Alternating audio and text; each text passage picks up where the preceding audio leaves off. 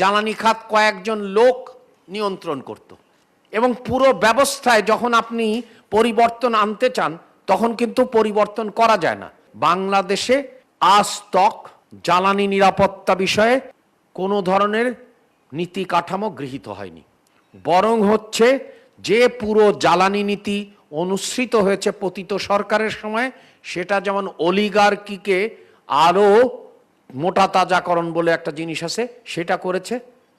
এবং যেটা অসুবিধা হয়েছে যে আমাদের শিল্প কলকারখানা এবং ভোক্তা আজকে তাদের কাছে তাদের খেলনার পাত্র হয়েছে। তার মানে সরকার একটা বিষয়ই করতে চায়, আমি যদি এক বাক্যে বলি সেটা জ্বালানি নিরাপত্তা নিশ্চিত করতে চায়। এবং জ্বালানি নিরাপত্তা নিশ্চিত করতে চায় দেশীয় উপায়ে নবায়নযোগ্য বিদ্যুতের পরিমাণ বাড়িয়ে, এবং তৃতীয় হচ্ছে যে তার পোর্টফোলিও ডাইভার্সিফাই করে, এবং সেগুলোই আমরা সেই অনুযায়ী পুরো পরিকাঠামোকে সাজাচ্ছি। এবং এটা যদি না করা যায় তাহলে কীরকম পরিস্থিতির মধ্যে হয় তা তো আমরা দেখছি। প্রতি মুহূর্তে আমাদের ভর্তুকি গুনতে হচ্ছে। আমাদের এইখানে এমন সব চুক্তি করে দেওয়া হয়েছে বিরাট ২৫ বছর ধরে, এই সব চুক্তির জন্য আমাদেরকে দাসখত দেওয়া হয়েছে। এবং আপনারা আমরা আজকে সবাই জানি জ্বালানি খাত কয়েকজন লোক নিয়ন্ত্রণ করত এবং পুরো ব্যবস্থায় যখন আপনি পরিবর্তন আনতে চান তখন কিন্তু পরিবর্তন করা যায় না, কারণ এমনভাবে পুরো কাঠামো তৈরি হয়েছে যে ওই কাঠামোর রেশ কোনো না কোনোভাবে যে কোনো পরিবর্তনের জন্য সবচেয়ে বাধা হয়ে দাঁড়াচ্ছে। পৃষ্ঠপোষকতাটা এমনভাবে তৈরি করা হয়েছে যে যে কোনো পরিবর্তনের, তার মানে আপনাদেরকে সবচেয়ে বড়, বিশেষ করে যারা আপনারা নাগরিক সমাজের, তাদের কিন্তু বড় রকমের কাজ হচ্ছে যে এই যে কাঠামোগত এমনভাবে কাঠামোটা তৈরি করা হয়েছে যাতে করে এই যে কয়েকটি সংস্থা বা কোম্পানি বা ব্যক্তি তারাই কিন্তু বাংলাদেশের জ্বালানি খাতকে পুরো বেঁধে ফেলেছে। এই যে বেঁধে ফেলেছে এইখান থেকে কিন্তু মুক্ত হওয়া যাচ্ছে না। এবং সেই কারণেই এই যে কাঠামোগত দোষে দুষ্ট অথবা বিষক্রিয়া, এটা একটা পয়জনাস, এটা দুষ্ট চক্র না, this is a poisonous devil network. এবং এটা কোনোভাবেই এদের বিষের থেকে বেরোনো যাচ্ছে না।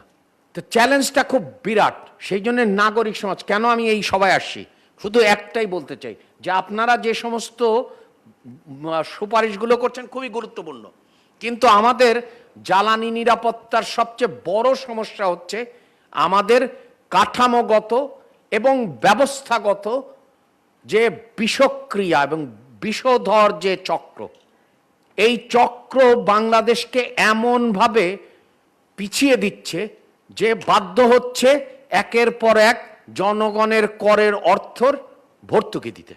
যতক্ষণ না পর্যন্ত আমরা এই কাঠামোগত ত্রুটি থেকে বেরিয়ে আসব ততক্ষণ পর্যন্ত কিন্তু আমাদেরকে জনগণের টাকা অর্থাৎ ভর্তুকি দিতে হবে।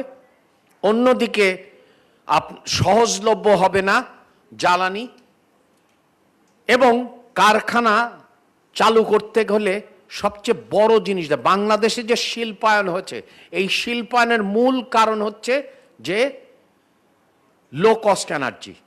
দেখেন শিল্পায়নের কালটা দেখেন আর বিশিল্পায়নের কালটা দেখেন।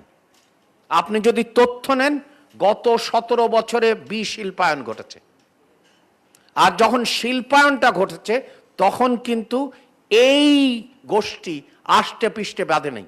যে দিন থেকে আপনার একটা অর্ডিন্যান্স হয়েছে, বিশেষ বিধান হয়েছে, তার সাথে যদি বাংলাদেশের উৎপাদনকে মেলান তাহলে দেখবেন যে কিভাবে বিশিল্পায়ন হচ্ছে।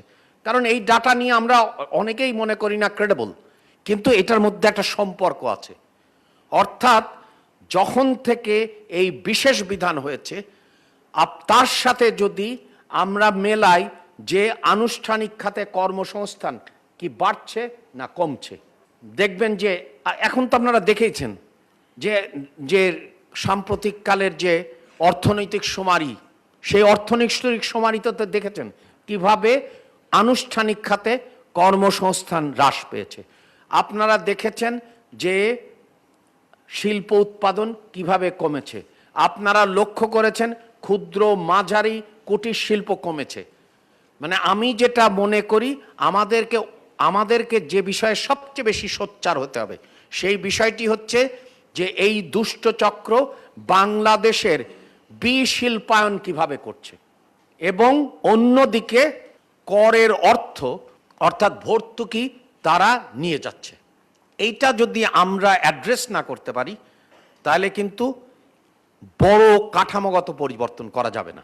আমাদের সরকার জ্বালানি নিরাপত্তার ক্ষেত্রে বিভিন্ন জ্বালানি উৎস এক, দ্বিতীয় হচ্ছে যে দেশীয় এক্সপ্লোরেশনকে গুরুত্ব দেবে, তৃতীয় নবায়নযোগ্য জ্বালানির অনুপাত বাড়াবে, চতুর্থ জ্বালানি নিরাপত্তার জন্য বেঞ্চমার্ক করবে, পঞ্চমত এই দেশীয় উৎপাদন ব্যবস্থাকে বাড়ানোর জন্যে যে সমস্ত কোম্পানি নবায়নযোগ্য জ্বালানি খাতের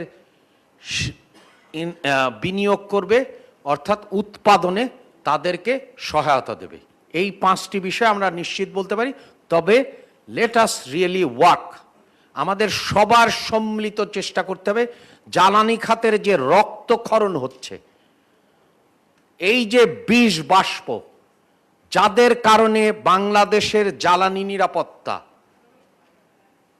আজ এই অবস্থায়, তাদের সাথে সম্মিলিত উদ্যোগে সম্মিলিত প্রচেষ্টায় আমাদেরকে বড় রকমের চ্যালেঞ্জ মোকাবেলায় সম্মিলিত চেষ্টা করতে হবে।